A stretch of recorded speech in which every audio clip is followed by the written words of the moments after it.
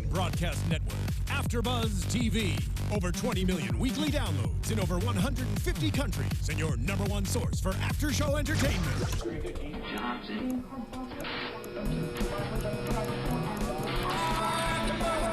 AFTERBUZZ TV, the destination for TV superfans. Producing after-shows for over 300 of your favorite TV shows. Interviewing celebrities and showrunners. And bringing you behind-the-scenes exclusives. All thanks to E! Entertainment's Maria Menounos, producer Kevin Undergaro, and internet leader Akamai. Now, let the buzz begin! Hey guys, welcome into another episode of Dodgers Wrap 360 right here on AfterBuzz TV and AfterBuzzTV.com. Coming back after a week off for Labor Day. Thanks for sticking with us through the vacation week. I'm Bobby DeMuro, joined as always by Christina Kaplan. Hi guys. And next to her, Mike Conley coming over from Red Sox Wrap 360. Hi guys. We're giving him a pass. Mike doesn't have a Twitter. He barely has a phone. Christina is at Tina Cap on Twitter. I am at Bobby DeMuro. We got our phones on us right now. So if you want to tweet us Dodgers questions as the show goes on, if you're live streaming, you can do that right now. You can also tweet them at AfterBuzz TV. If you watch this later during the week, you can always comment, subscribe, do all that good stuff. We check those comments. We'd love to talk with you guys all week about Dodgers baseball. A lot to talk about today. Obviously, we're going to cover the last 7 days. Want to cover very briefly the 7 before this, since we missed for Labor Day. Hope everybody had a wonderful holiday. I was watching a little AAA baseball myself. Ooh. Exciting stuff. You can send me a message via carrier pigeon. Is that how people can reach you? Ideally, that'd be great. Can they walk up and shake your hand? Do you like face-to-face conversation? I do. Yes, he likes personal contact. Mike, how do you feel Thanks for listening, guys. How do you feel if somebody's talking to you in face-to-face contact and they pick up their phone right in the middle of talking to you and they just kind of start doing one of these, tweeting and texting? Initially, it was a slap across the face right away for those people, but after a few assault charges, I've had to curb that behavior. Typical Boston Red Sox fan over here. Hey, Sorry, open hand. It's an open hand. Wasn't listening to you. Somebody retweeted me. All right, let's get into it. Giants and Padres 2 weeks ago. Dodgers go 6-1. What a difference 7 days makes. 3 weeks ago, we come in here full-on panic mode. Dodgers going to screw this up. Giants are going to catch them. All of a sudden, looking pretty in the bag. Yeah, I mean, that Giants series was, I think, a much needed boost of confidence for the team because obviously they have not been successful against the Giants all season. So that was definitely I think it just set them on the right tone and on the right track. And then the Padres series, I was actually in San Diego for the Friday game, which was Seager's MLB debut, and I think there was 5 total home runs in that game. It was a crazy game, but it was super exciting. There was a lot of energy. I felt a lot of energy from the team. We were sitting right behind the Dodgers dugout, so we were pretty close, which was cool, but still just the bullpen. I think that's just our Achilles heel, and I don't really know. I don't know how confident I am in that bullpen going forward. We will ask that question 100 times today. Yes. We're going to ask it about today's game. Dodgers won, obviously, today's Sunday game, barely. San Diego, 5 home runs in a game. That's 10 at any other park. That's 20 at Coors Field. 5 in San Diego is a hell of a lot. Dodgers always travel well, so Petco's kind of like a second home, just like Angel Stadium is. We'll talk about the Angels series here this week. And increasingly, just like AT&T is and Dodger Stadium is for Giants fans. Have you noticed how well the Dodgers and Giants travel to each other? Yeah. There's some good dynamics there in the NL West. All right, let's talk this week. We got Angels series. Dodgers go 2-1 against the Angels. I'm very happy with that. The Angels are a good team. They're probably slightly better than their record. May not end up making the postseason. They're right now on the outside looking in, but they've got some legitimate starting pitchers. Garrett Richards is one. He threw the 3rd game in that series, dominated. First 2 games, though, Greinke Kershaw did what Greinke and Kershaw do. Weren't as dominant as they have been. They were mere mortal, Greinke and Kershaw. Still got wins. Dodgers win 2 games against a good team. I'm not hating it. Yeah, I agree with you, Bobby, that the Angels are definitely better than their record shows, but they've just been hitting road bumps, and they've been struggling a lot. So I think the Dodgers were able to capitalize on that, and 2-1 is a great like you said, is great against a good team. In weird games. I mean, that first game with the Angels, Scott Van Slyke, 4 hits, the infield double, Yeah. the weird, bizarre kind of infield double. Justin Ruggiano coming out of nowhere, maybe playing for National League MVP. I'm just kidding about that. Nice but seriously, pickup. Justin Nice Ruggiano pickup. coming out of nowhere as a pickup. When they got him, what was it, 2-3 weeks ago, we kind of said this doesn't make sense. You got a ton of outfielders. All of a sudden, every outfielder you got's down with a hamstring strain, it feels like. Right. Ruggiano looks pretty good. He absolutely rakes versus lefties, too. It's ridiculous. Had a pinch hit 2 RBI double on that Monday. He's going to hit a home run or 2 later in the week and doubled again on Tuesday. Greinke doing well on Monday. Luis Avalon came in, allowed 2 runs in the 7th, made it interesting. Another day, another screwed up bullpen. Yeah. Yeah, I mean, and Is that the official noise of the Dodgers pen? exactly. And we always say here on the show that it's like a bunch of question marks and then Kenley, but now it's like Jansen is so overworked that there's a few chinks in his armor now. Yeah. It looks like he's kind of wearing down a little bit. So they're going to have to get faith in somebody fast to maybe kind of take some of those safe chances away from him.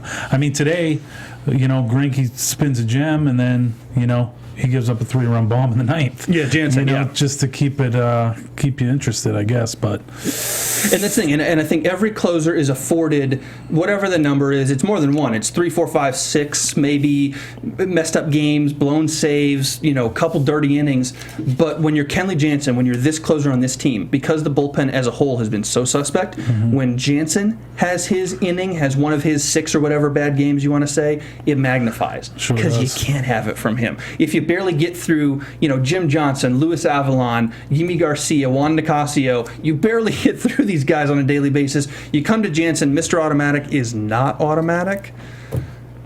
It's painful. I mean, it's going to happen, but it's to me, it's twice as painful to see that happen because the rest of the pen is so bad. Yeah. And we haven't been blowing teams out. No. The Dodgers have not been blowing teams out. So there's always that situation where, you're going to need the pen to come in and pitch some high leverage innings because it isn't always going to be Greinke and Kershaw out there. That's only 40% of your starting staff, down the stretch here.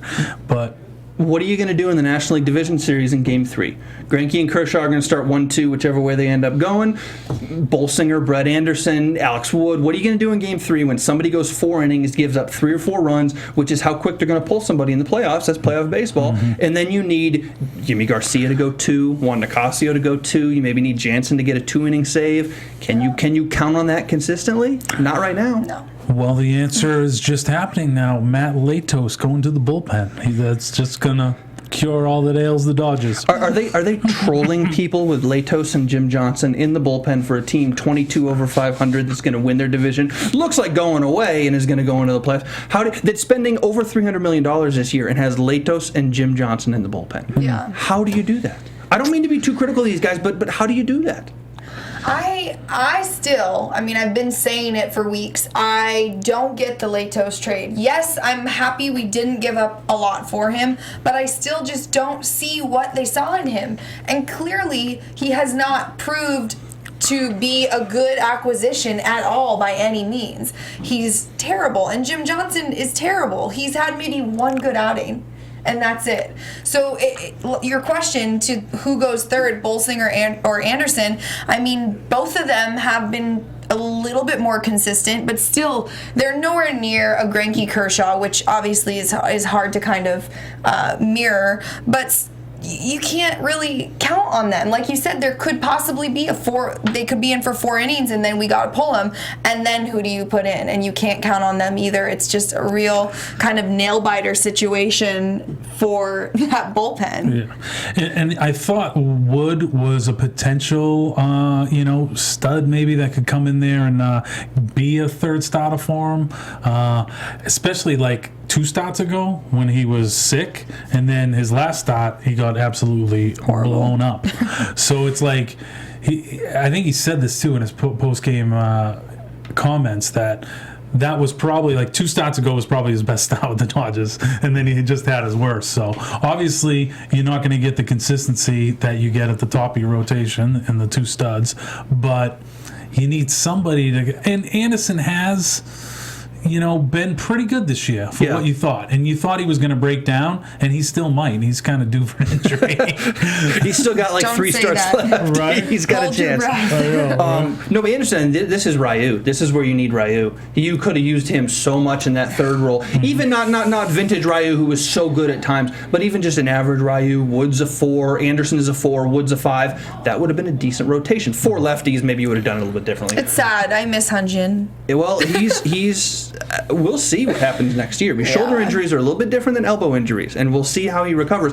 But you really could have used a guy like that. It's interesting they didn't go get anybody decent. I like Alex Wood a lot. He's a good 5th starter, but I think for the starting rotation in the playoffs, you need 3. You have to have 3. You can go with just 3, but you've got to have 3. Otherwise, you do what the Diamondbacks did in 01 or whatever, and they won the World Series. Or 98 when they won the World Series, they had Kurt Schilling and Randy Johnson back to back to back to back. That's very unlikely. You can do that. You can't count on that. Yeah. Well, they were also just going for broke in that thing, and they were like, we don't care if we burn through these guys. But, I mean, Kershaw's a guy you want to have around for a long time. And that's a fair point. Each of those guys are older. Each of those guys were, 6, 8, 10 years older than Kershaw and Greinke. It's a little bit different when they're selling out for a world championship, whereas Kershaw and Greinke, you want to sell out for the next 5, 6, 7 years at least with each one of those guys. So it's a little different. And as far as Latos and Jimmy Johnson, they are horrible, but as the old saying goes, you get what you pay for. And we see why the Dodgers were so hesitant in putting Seager in any deal. I mean, we're seeing what the kid can do. He's a stud. And you just hope that Urias, comes along from his eye issues and what have you, and he's the stud they all predict that he can be. So when all you have to give up is Oliveira, And Darnell Sweeney, they sent Darnell Sweeney out to the Phillies in the Utley deal. That's true. Yeah. And that's the thing. And Seager's been a revelation. Went 2 for 3 Tuesday. Had a good day then. Hit a home run later this week. A couple guys coming up. Ruggiano, we mentioned. Seager, obviously, he's different. The prospect, the September call-up. Scott Schebler coming out of nowhere. Yeah. We haven't seen him since spring training. I think he was up very briefly earlier in the year. But coming out of nowhere, hitting a home run, doing pretty well himself. It's you can't just plug in anybody into the outfield and make it work. And if you gave Schebler another 100 at bats, he would, hit 230, I'm sure. But in short spurts like that, this is the kind of help you need from guys like this until Enrique Hernandez gets back and Kendrick at second base, if he ever comes back this year, and Carl Crawford, whatever's going on with him and his hamstring. And there's a guy named Yasiel Puig who it seems like hasn't played in 20 years. They did say Crawford would have been available today if they needed him. Kendrick is going in simulated games Monday and Tuesday to try and test his hamstring. And who else we got? Puig's still out. Puig, I mean, from what I heard, Puig is still questionable to even come back for playoffs. Yeah. And if he does come back for playoffs, it's still up in the air whether or not he'll even start. So it's kind of, it's not looking good for him. Get ready for Scott Van Slyke. I like Scott Van Slyke a lot. I like what he does. He's not an everyday guy. You wouldn't give him 700 plate appearances in a year. But in short spurts, maybe in the playoffs, I like a guy like that. I think he's got energy. He does some cool stuff. Got a great beard. The thing, though, for me with a lot of these guys, with a lot of these outfielders, is it's real tough in September because you have this double-edged sword. We talk about this a lot, Mike. You have this double-edged sword, expanded rosters. Bring up Schebler. Bring up have Van Slyke there. Have whoever else you need there. Go for broke with Chris Heisey and Justin Ruggiano. You can use whoever you want because you have 40 guys to use. You're not playing minor league games, though. So Kendrick doing simulated games in the spring training complex coming back. I know he's a veteran. He's played a ton of games. He knows what he needs to do. But if he comes back too late at the end of the year or just for the playoffs, does he hit the ground running? There's a difference between a simulated game at Camelback Ranch and a playoff game against the St. Louis Cardinals on October 6th or whatever the case is. Totally. I mean, ideally, you'd like to get him back in that last week so he has like 3 or 4 games, get 12 or 15 at-bats under his belt before heading into the playoffs. But the one thing is with these guys getting banged up, it kind of forced them to go out and get these depth guys like an Utley, like a Ruggiano. So once we do start getting guys back, and Mattingly says he's putting Rollins back at shortstop, but I mean, good luck, buddy. I mean, how can you say? I mean, he kind of has to say that to just not put too much heat on Seager, anyways. Yeah. So, but I mean, if Seager keeps raking, I mean, how do you take him out of the? I remember at the start of the year, I remember Mattingly really wanting to bring Seager up right away. Yeah. And it was just like, no, we have to do that. He's got to develop. He got to take time. I mean, it's clear how good he's going to be. He's not going to hit 460 his career, but it's clear how good he's going to be. He's the opposite of Jock. Jock, when he came up in September last year, was 4 for 28, struck out like 13 times. Seager's been dominant. Both are very small sample sizes, but a totally opposite September. Well, Mattingly loves Rollins for his obviously veteran, his experience, his playoff experience, and his fielding. So he's gone on record saying that Rollins is going to be the starter, but I agree with you guys. I don't know how you cannot start Seager when he's playing the way that he is, and I feel like kind of the youth of this team has really boosted them a lot in the last couple of weeks, ever since Seager, came up. And like you said, Schebler too has had a great couple of games as well. So I think those guys have been a really, really quality addition to this team, and at the right moment in the season. Yeah, and youth even before that's been catalyst. Enrique Hernandez was a catalyst, last couple months until he got injured. So these young guys, these kind of spark plug, I hate to use that term, utility guys. Seager's not utility, but these guys who are trying to find a role, those guys have been the spark plugs. And the veterans, the Carl Crawfords, the Jimmy Rollins, the Adrian Gonzalez, he's having a great year, but a very quiet, great year. They're doing what they do. It's these young guys who seem to be kind of setting the table. Yeah. Game 3 in Anaheim with the Angels was interesting to me. The whole series is a playoff series. The Angels may still make it. They're a good team. That third game was a playoff game. Dodgers didn't pass the test. Garrett Richards is legit. Dodgers didn't find a way to hit him. Plenty of people don't find a way to hit Garrett Richards. He's very, very good. But you got to do better than, 2-3 runs, 4 hits in 9 innings. That's a tough game. Yeah. They're lucky that the Angels can't really hit right now, too. Yeah. I mean, even Trout, one of the best players in the game, if not the best, has been in a funk for like 3 weeks. Angels going to end the season the way they started it. That first month, they couldn't hit at all. Yeah. Then they got hot for about 4. Now they're not hitting again. Yeah. It's the weirdest bookend of the season. Yeah. But no, the Dodgers, again, the bullpen screws up, gives up a run instead of 5. But the bullpen screws up again after the Dodgers work to tie the game in the top of the 8th. And they don't hit Garrett Richards at all. And I know that happens, but you're going to see a lot of Garrett Richardses in the playoffs. The Cardinals got 4 or 5 of them. Carlos Martinez and Michael Wacha, and you think those guys are, laying the ball over the plate? Yeah. Those guys are having better seasons than Richards. Well, Wacha smashed us last year in the playoffs. Yeah. We couldn't hit off of him last year. So you're right. It is a great test, a great playoff atmosphere for them, and the fact that they didn't pass is a little unsettling. It's not as unsettling to me, though, as the bullpen, to be honest, because I know we've got the hitters.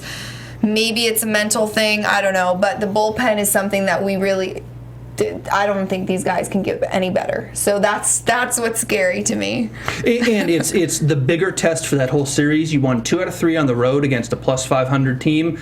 Totally passed that test. That's the biggest test. You passed it. You won that series. If it were a best-of-3 playoff series, you're moving on to the next round. But that one game in a vacuum against Richards, unfortunate. Happens, though, whatever. The Friday game in Arizona, we won't talk about. One thing I will say this. I was sad a position player did not get to pitch. Who would you have liked? On the mound as a position player. This is a good question. Well, first you have to think who Mattingly would have liked, and Mattingly would have liked somebody not as valuable. So like a Ronald Torreyes or somebody coming off the bench, right? Somebody who's not quite as important. Schebler's a great candidate to pitch that game. I think I would have liked... Ronald Torreyes wasn't yet with us at this point. Was he not there Friday? He came up yesterday? I think he came up today, right before the game. Okay, you're right. First Major League hit today. Schebler would have been... Ronald. Schebler would have been a good one. Ruggiano hit the grand slam. I guess somebody like that could have pitched. Yeah, Chris Heisey. Somebody like Alex that. Guerrero. That's a good one. How often does that happen, though? A lot. Teams will do it a lot now because you don't want to burn a pitcher. Yeah, that's true, I guess. But expanded rosters, a little bit different. You're never going to see it. Well, they were up 12-0 in the 6th inning, right? Yeah. Yeah, it was really bad. Yeah, that was That was really bad. I was shocked that we actually scored 4 runs. Here's the thing to me. You didn't score 4 till what, 2 outs in the 9th? Exactly. I know. It's like that's what I mean. I was shocked. And they were all unearned to make it worse. I know it was on a grand slam, but it was all after an error. Charlie Steiner went mental. Like it was like tying the game or something. I was like, Charlie, you need 2 more of those to tie it. Listen, it's happened before. Fernando Tatis hit 2 in an inning, 2 grand slams in an inning before. It could happen. God. That's a crazy inning. To me, Alex Wood, maybe the one serious takeaway from this, 2 starts ago or whatever Wood's best start was, he's not that good. And Friday night, the worst start, he's not that bad. He falls in the middle. You throw away the best one, the worst one. And he's a 6-inning, 3-run guy very broadly. And we knew that going in. You hope that if he starts in the playoffs, this sort of stuff doesn't happen. The Diamondbacks aren't a playoff team, so you hope this doesn't happen against a better club, but it might. So I want to know, Bobby, we obviously know Greinke, Kershaw, 1-2, whichever order, but who are you seen as 3-4, or at least who would you guess Mattingly would put in 3-4? I think the Dodgers buy the Toronto Blue Jays, stick David Price third. I'm just kidding. No, listen, that's the problem. They don't have anybody legit. What do you do? Do you do Mike Bolsinger? He had an iffy, start where he really struggled with command this week. Do you do Brett Anderson? I think he's probably the smartest bet right there. Do you do Alex Wood? You definitely don't do Latos. You don't do somebody like Nicasio, who's been a starter. I think he's been too long in the bullpen. He's had a good year in the bullpen. Do you do Joe Wieland, who came up earlier this week? You don't have a lot of options. No. I think it's probably Brett Anderson. As of now, it's Brett Anderson. I think the 3 you're going to see are maybe in this order because you want to flip lefty-righty, maybe. Kershaw, Greinke, Anderson. And then Bolsinger? I think you only need 3. I think they only use 3. Really? I think you only use 3, and you probably leave Latos off the postseason roster. I hope they leave Jim Johnson off the postseason roster. But they got him for a reason, so you never know. Yeah. And then you probably put Bolsinger in the bullpen because in case Anderson blows up, or to be fair, it could happen to Greinke or Kershaw. In case somebody blows up, you need somebody who can legitimately throw like 4 innings. And then you've got Yimi Garcia and Nicasio, who are each reliable enough for like 2 or 3 at times. Mm-hmm. Yeah. So that's what's going to happen. In these last 3 weeks, they really got to find some guys in the bullpen that can get it going. Yeah. And so you just got to kind of run them out there, say, hey, we got confidence in your sport, when really maybe you don't, because baseball is a game of confidence. Just run them out there, and hopefully one of these guys gets going, because out of like Baez, Nicasio, Avilan, and Howell, you have to get like 2 of those guys to rely on to set up, Yeah. But I think the starting is going to be fine. You obviously have the 2 studs. Anderson, if he can stay healthy, I think will be serviceable. And then you have Wood and, Bolsinger kind of vying out for that 4 spot here, just to finish out the season. Where they do have a nice big lead here, 7.5 games, do they go? They would never go to a 6th. I think they're going to think about it. Here's the thing. So here's the deal for me. We'll talk about this at the end of the show, but they play the Rockies the next 3 games. You got to sweep the Rockies. Absolutely have to. They're on the end of a 10-game road trip. They're awful. They're a spunky bunch. They're awful. Actually, they did win the series in Seattle today, but the Rockies are not good. But the Mariners are not good either. Well, the Mariners are not as bad as the Rockies. If you sweep the Rockies, and the Dodgers would theoretically go 85-60 at that point, I don't think it's asking too much to sweep the Rockies in L.A. At that point, even though Pittsburgh comes to town, which is a big series for the Pirates, if you win these 3 against Colorado, it's not as big of a series for you, and you can start setting your rotation for the playoffs. In a weird way, that Rocky series is very important, because if you take care of business, the last 12 games are not going to mean near as much as they would have meant otherwise. Mm-hmm. Assuming the Giants don't have another stretch in them where they come back, and I don't think they do. I think this is probably it for the Giants. Mm-hmm. But you start setting your rotation for the playoffs, and you start counting backwards and saying Kershaw day 1, Greinke day 2, whatever, and then who's day 3? Maybe do we do a mini rotation battle, and the next 2 or 3 starts each of these guys gets, Wood, Anderson, Bolsinger, We're going to figure this out right now. Yeah. I think that's the best way to go for them. I think that's what they should do because none of these guys are proven. They've all had their shaky starts. And I think if you maybe put a little bit of pressure on them, like, hey, look, we're trying to figure out our playoff roster, our playoff rotation. We're going to do a trial run now. Let's see what you can do. Do you want that third spot? Do you want that fourth spot? Do you want to be, pivotal to this team and used for this team? I think that maybe somebody might surprise us and hopefully show up and give us a little confidence for that third or fourth spot. I have a question for you, Bobby. Yeah. What, a September call-up, can they be put on the playoff roster? I don't know. That's a good question. I don't know the exact rule, but there are September guys who can be put on the roster because Seager, I believe, would qualify for the playoff roster. That's a good question, and I should have looked that up before.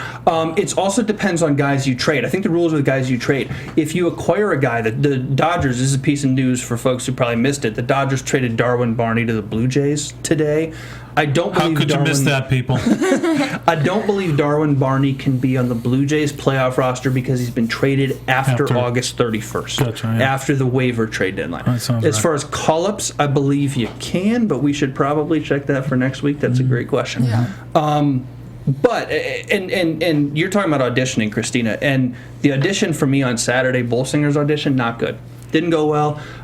Short leash, 3 2/3, gave up 2-3 runs, got pulled, gave up 3 earned and 3 2/3, 4 walks, 7 hits, a ton of base runners, wasn't missing bats. One cool thing about Saturday's game, J.P. Howell got the 1-pitch win. Yeah. This is why you kill the win. He threw 1 pitch, he gets a win for it. That's ridiculous. Stupid, but whatever. Dodgers come back, win 9-5 that game, score the first 7 runs, and then kind of held on for dear life a little bit at the end. But did what you had to do. Seager, huge night, 4 for 4, 3 run, 3 RBIs, hitting .467 going into today's game. I think that's okay. Sickness. We'll take it. There's no Jimmy Rollins. Can he pitch, though?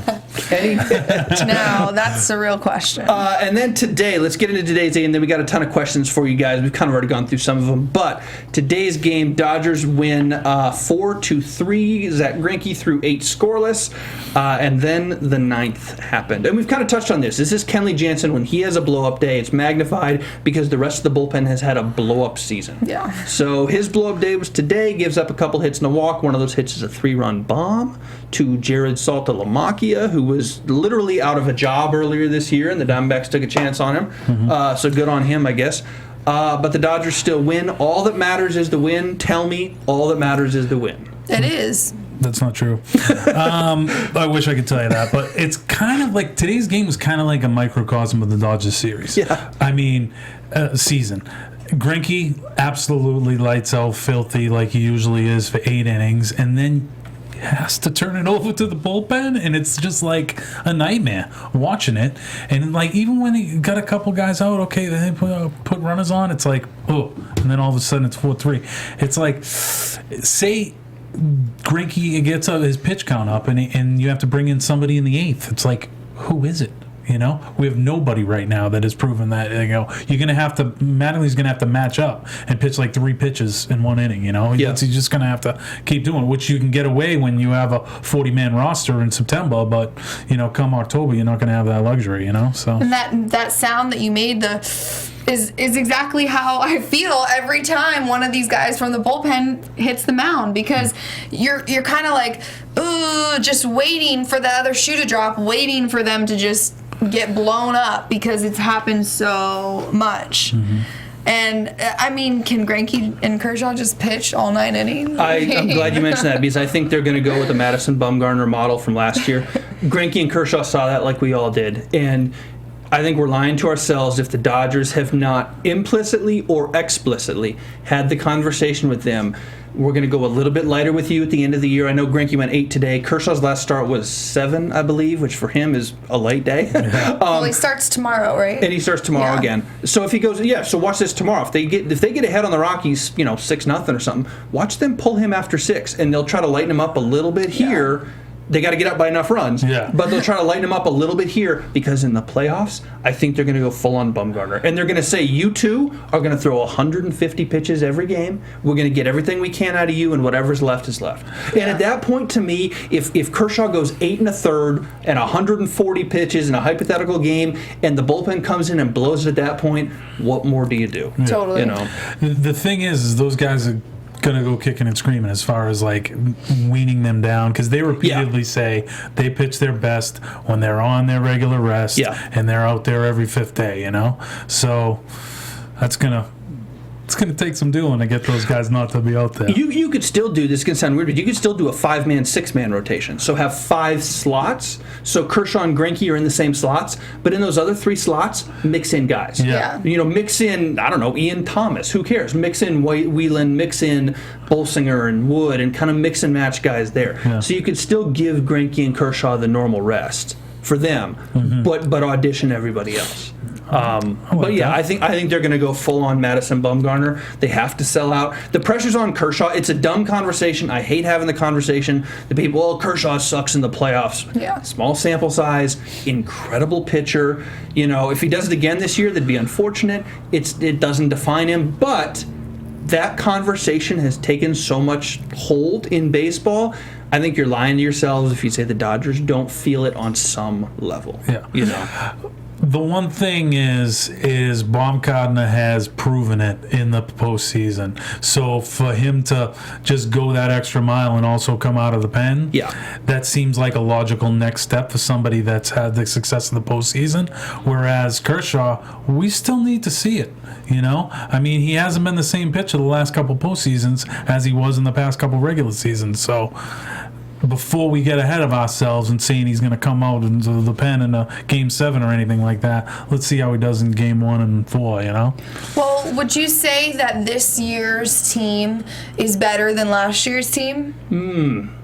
It's deceiving because this year's team, I don't know what the final games back is going to be with San Francisco, whoever finished second, probably San Francisco. But this year's team, I don't think had it in the bag quite as early as last year's team did, so they coasted a little bit more last year. So I think the esoteric feeling that I have without breaking the numbers down of each one is that last year's team was better, but I don't know if that's true. Last year's bullpen was better because it'd be difficult to be worse. Well, that's why the reason I asked that question is because maybe going into the playoffs this season, Kershaw and Greinke have that mentality like, well, we legit have a chance for World Series. Let's give it our all. Let's throw it all out there. I think on the flip side, though, this year's NL playoff contenders are better than last year's. The 2 wild cards in Pittsburgh and Chicago or St. Louis, whoever it is, forget about it. Those 2 teams would lead any division in baseball, and they're wild cards in their own division because the Cardinals are so good. Yeah. So the competition is better, too. So it's tough to make that comparison. And the Mets are playing good. And the Mets are playing real well, and the Mets have a ridiculous amount of pitching and Bartolo Colon. God, I love him. Yeah, that's a tough comparison. I don't know. Yeah. Not to mention all the pitching that he's eaten that they might not have. But then on the other side, Did you eat John Maine? Is that what happened to John Maine? Nice. on the other side too, as we speak about Kershaw's, struggles in the postseason in the past, maybe that will have some sort of influence on him as well, in his mind saying like, God, I really need to prove myself. I am a great pitcher and it's not showing in the playoffs. I need to prove myself. And maybe that will have an effect on it too. I don't know. To me, I think that is the argument that folks make who are like, well, Kershaw sucks. It's time to prove himself in the playoffs. These are competitors. These guys, Kershaw, if you were playing wiffle ball with Kershaw tomorrow, man, he would compete the exact same way he does in a baseball game. And that's not belittling the baseball game. That's what competitors do. Right. You show up and you want to play. So for him, and this is good, and for any one of these guys, it's the same thing. You're trying to make it the same thing in the playoffs as you do in the regular season. When it's not the same thing, when you make it something more, you get tight, you get nervous, you screw up. Absolutely. That's true. So then maybe that's what has been the problem in the past. Yeah. And maybe this year it's a release of mental, pressure of him saying, you know what, I'm just going to go out there and do my thing. Yeah, and it could be that too. I mean, he's got a very well-documented routine, like every pitcher does. He's got a very well-documented routine, and it's like this is just game 164, whichever game you end up starting. Right. They're an odd bunch, those pitches. They're weird, man. Yeah. They're weird, man. Go no further than Greinke and Brett Anderson. Two different kinds of goofy, but those guys are goofy. Something I was a little encouraged with today is Turner got 2 hits. So hopefully he's coming out of his little funk and get him hitting again, you know? Because the best way to is to not have that bullpen pitch. The best way to not have to watch that bullpen. I just heard you trail off. Is just it was a niner in there. But the best way to deal with this current situation of the bullpen is to just blow teams out. Couple quick questions for you guys. A little quiz for you folks at home and you too. Love that. Corey Seager in the last 7 days. This is going into Sunday. I didn't print off the things immediately after this game just ended. But going into Sunday in the last 7 days, Corey Seager is the best hitter by average on the Dodgers. Who is second best on the team last 7 days at the plate? By average, batting average. Justin Ruggiano. Who you got, Christina? I don't know. I'm trying to think of who's been hot in the last. Utley? Utley's 5 for 20. Ruggiano's hitting 364. Boom. The answer is Jock Peterson. I felt like that was the low-hanging fruit, so I didn't want to go for that. I thought it was kind of a trick that maybe there was somebody else that was hitting. You know what I've been loving out of Jock, and this is why he's hitting so good? Going the other way. Yep. Went the other way with the base hit today. Then Saturday night went the other way. Loving. Open up that whole field. Boom. That's when you become a good hitter. He's never going to be a 300 hitter, but there's no reason why he can't be a 270, 275 guy that just hits rocket shots. Why not? Or even 250. If you hit 250 with 30 home runs, which are easily attainable for him when he gets into the flow of things, with the eye that he has, as many pitches as he sees, he is going to walk 1,000 times a season, and I almost mean that literally. Right. He's going to have he should have a 400 on base percentage almost every season from now on, which would be insane, but that's him. That's what he does. Yeah. Now he's going to strike out 30% of the time, but he's also going to walk an insane amount. Yeah. So if you can hit 250 or 270 would be the goal. Yeah. He'll never win a batting title, but he can win an on-base percentage title. And he's above average center fielder. Yeah. He caught a ball the other day, like on the run, that most guys would have had to dive for. And he was just like striding. I think it was Friday night. I forget who it was. I was like, oh, that's in the gap. Oh, nope. Turns out it's not. He's catching it in stride. I was like, damn, Jock. Yeah, and I know I've compared him to Puig in the past, but like you said, Bobby, I think that Jock has a much better eye when it comes to pitches, and so I agree with you that he will ultimately have a better on-base percentage than Puig, who just sometimes seems to swing at every single pitch. Yeah. Without regard at all. They're different approaches. They're different approaches for these two guys and doing two different things. And I think Jock, even though Jock strikes out a lot, and even though he's never going to hit anywhere close to 300 most likely, he can still be a leadoff guy because he walks so much. And I think with a leadoff guy, he's got insane power, which is cool and interesting. And the way the Dodgers are built with home runs, totally doable in the leadoff position if he's good. But his on-base percentage, if you get on base 38, 40, 42% of the time in the leadoff role, forget it. What got into him this week, like the Dodgers? Did they hit like 4 leadoff home runs this week? That's what they do, though. They just hit homers. Yeah. Insanity. They just hit homers. I mean, that's what they do. One more quiz question for you guys before we move on to some cues. Okay. 2 pitchers last 7 days. Well, 3 of them, but one's Chris Hatcher. He only appeared twice. 2 pitchers last 7 days have appeared at least 3 times and have been unscored upon out of the bullpen. Who are those 2 pitchers? Juan Nicasio. Nope. Yimmy is one. He's thrown 4 1/3 scoreless innings. Who is the other? Pedro Baez? No, he got lit up. Wheeland. No, Wheelan started. His only appearance was the start this week. We got it somewhere. The other is Bless you. Excuse me. J.P. Howell. Ooh, JP. Little The one deceiving. pitch, right? Yeah, 3 appearances, 2/3 of an inning, and a walk. So welcome your lefty specialist. And a win. And a win. So that's, quiz question for you guys. Overall, I used to like J.P. Howell a lot last season He was pretty good for what do you mean 4 used months to? this because year. I feel like he's not as consistent as he used to be? He has had the luck of the reliever on him this year. Yeah. A lot of base runners, a lot of inherited runners. Hasn't been burned by anything yet. A couple times he did, but his ERA is still real low. ERA doesn't tell the whole story, but it's good. I think his numbers are better than the year he is having in reality. Having a decent year. Not as good as what his numbers suggest. Yeah. Okay, couple questions for you guys. We already talked about Puig. I can cross some of these off the list. I'd like to talk a little bit more about Puig, though. Go for it. Like, the one thing is, like, this last injury came just at the worst time for him because he was starting to turn a corner. Yeah. He worked with McGuire and kind of opened up his stance a little bit more, and it was showing. It was paying dividends. He was timed in, and he was... I don't have the numbers in front of me, but I bet he was hitting 300 over the past 2 weeks before he got hurt, and it's just unfortunate that came at the wrong time because it really looked like he was turning into a beast at the right time. He raised his season average. If his season ends now, which it looks like the regular season might, he's going to end up hitting 256, 12 doubles, 11 homers in 77 games. Not Puig, that we expect by any stretch, but it was worse 2 months ago. How worried are you about this injury for him? That was one of the questions I was going to ask for you guys. Puig, Hernandez, Rollins, Crawford, Kendrick, all different levels of injury. How worried are you about all five combined generally? Well, with Puig, to be honest, I'm not certain on how serious it is. It's a strain, right? A hamstring strain. But it's the second time now. Yeah. That's the kicker for me. Right, so that's what makes it a little bit more concerning. And hamstrings are just so tough in all sports, but especially football, baseball, where it's the stop and start, quick sprints. It's so hard.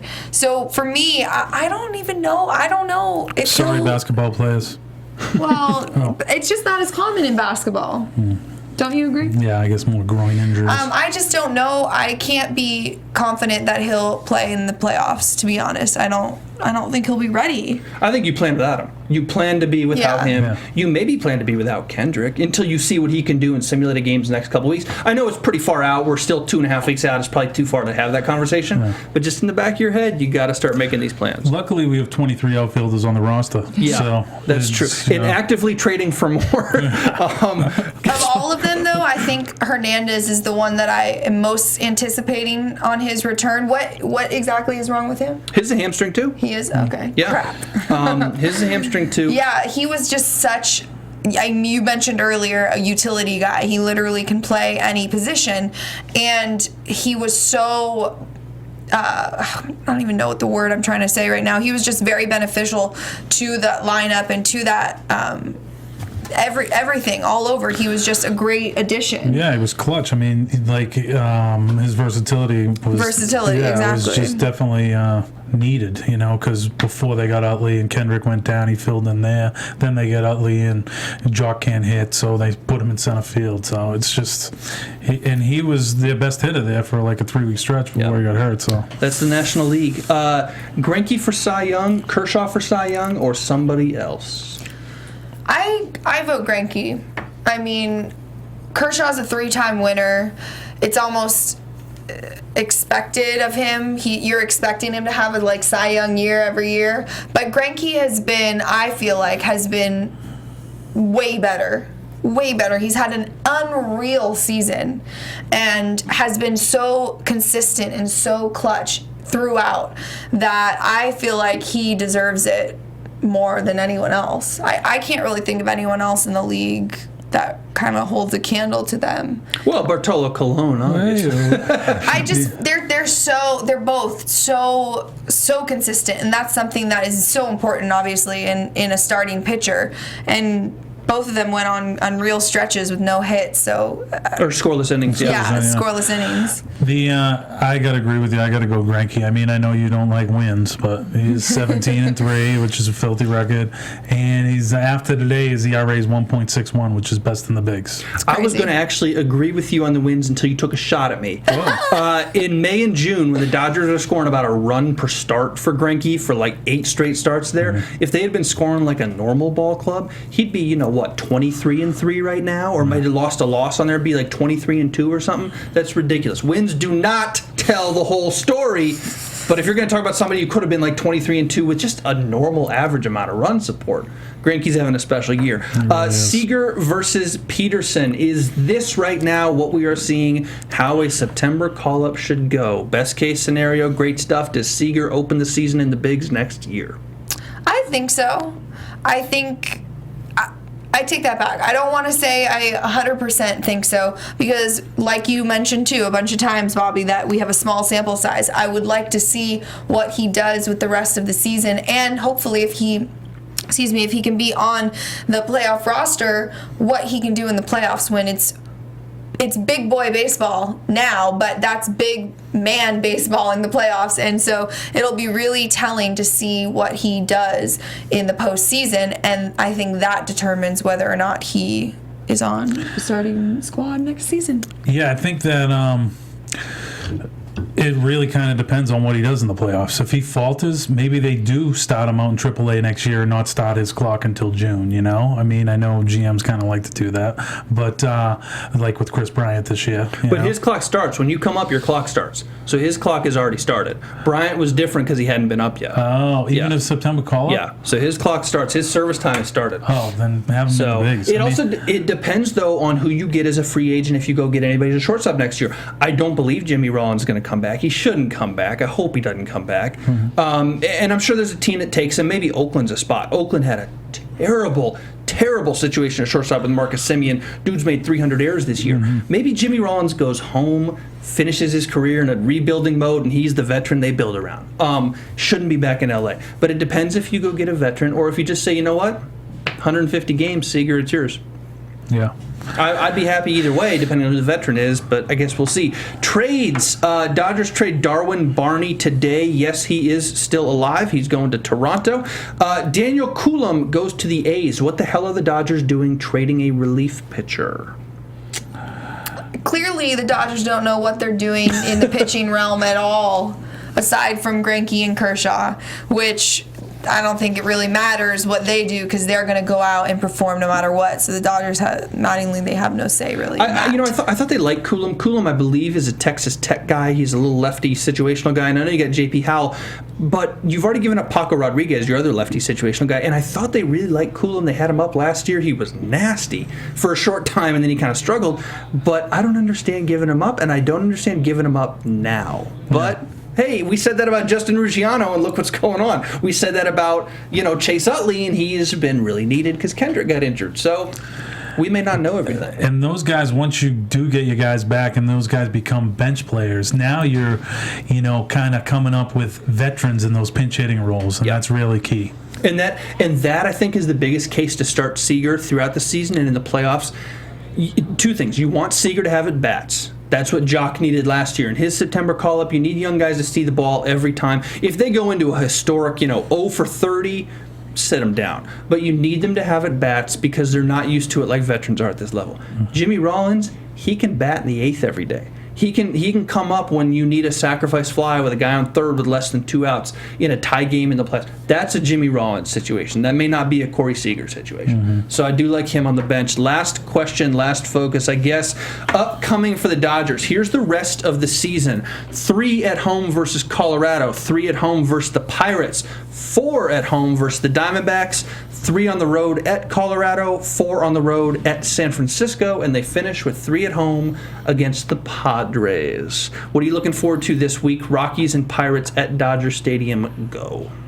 Well, you mentioned it earlier. The Rockies is kind of a must-win series for them, and it will make it so that heading into the Pirates series, it's a little less pressure on them. So I agree with you. I think they have to win all 3 games against the Rockies. Pirates is going to be tough, but if they can go 2 out of 3, I'd be real happy with that. Yeah, I mean, you got to at least take 2 out of 3 from the Rockies, if not sweep them. And then, so I think, they're up 7.5 right now, and at this point in the season, it's going to take a collapse for them not to win it. You need a Mets in 2007 collapse at this point. Literally, I think it was 7.5 games at this point. Yeah. That's what you need. So if they go 500, they're in good shape. Exactly. And I think if you, in the 6 games this week, if you go 4-2 combined against the Pirates and Rockies, however it is you do that, 3 against the Rockies, 1 against the Pirates, you don't want to lose 2 or 3 against Pittsburgh, but if you go 4-2 in that situation, okay.